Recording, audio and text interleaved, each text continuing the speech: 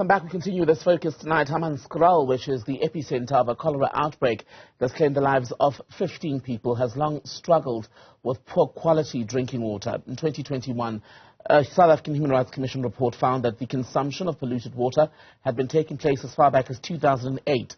The Commission's Gauteng manager, Zamantungwa Mbeki, joins us tonight on News at Prime. A very good evening to you, Ms. Mbeki. Thank you so much for your time.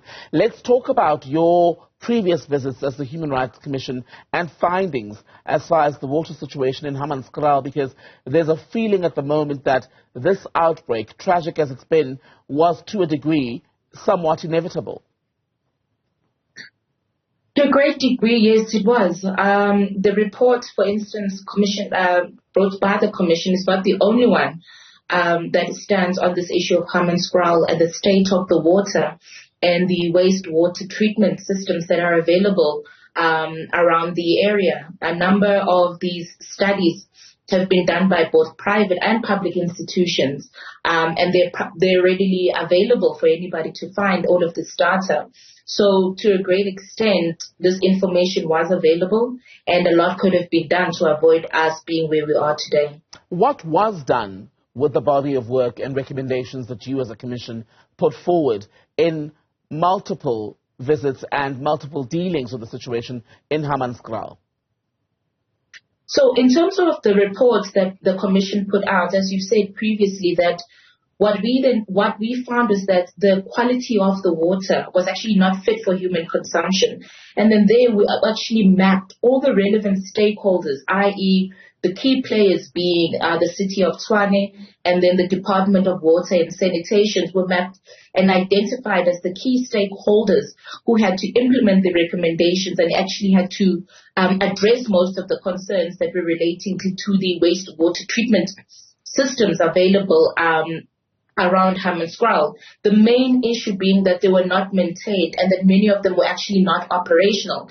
So you're looking at pollution going into the water and people actually accessing that water in different ways, through consumption, through drinking, through people using the water, as you would know, for baptism and for different types of additional activities. And the task was put to the city of Tshwane and to the Department of Water and Sanitation to work together to actually identify all of these problems and to put an action plan to the Commission. The Commission then received this action plan in December 2022. And following this action plan, what we then said is that we wanted a collaborative budget between both the city of Tshwane as well as the Department of Water and Sanitation, because the problem that we have right now, it's not just about this current outbreak, it's about the entire system being affected, the water quality, the pollution affecting all of the rivers that feed into this particular wastewater treatment system. So quite a big problem. And I'm glad you went there, because at the moment there has been a bit of political blame shifting going on, because as per what the Human Rights Commission said, you had said the Metro, the city of Tshwane itself, and national government had to act to fix this.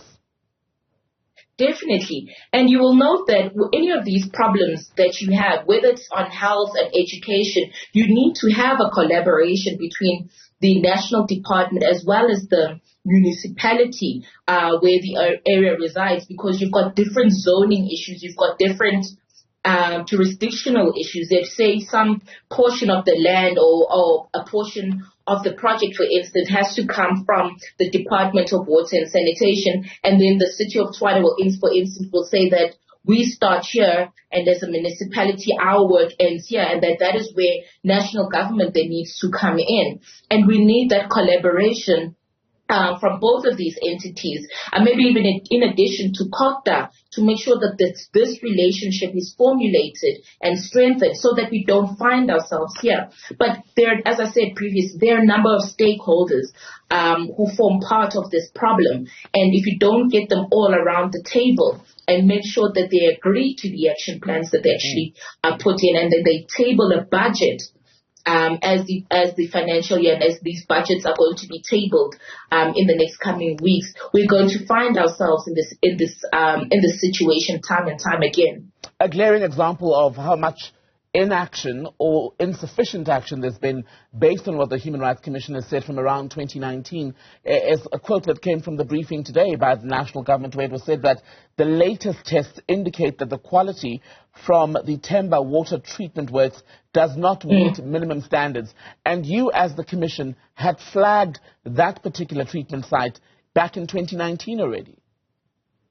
Definitely, and it's sitting with a number of people, a number of institutions who've actually said this. It's public information. Anybody sitting at home now can actually Google and would be able to find all of this information. It's not just only in our reports as the Commission, and that is why at this stage, for all of us to sit back and say, "Oh, we actually did these studies now, and we are shocked at the results," that actually doesn't inspire any confidence to the members of the community who are looking at the different departments and saying, "But you knew, now what?"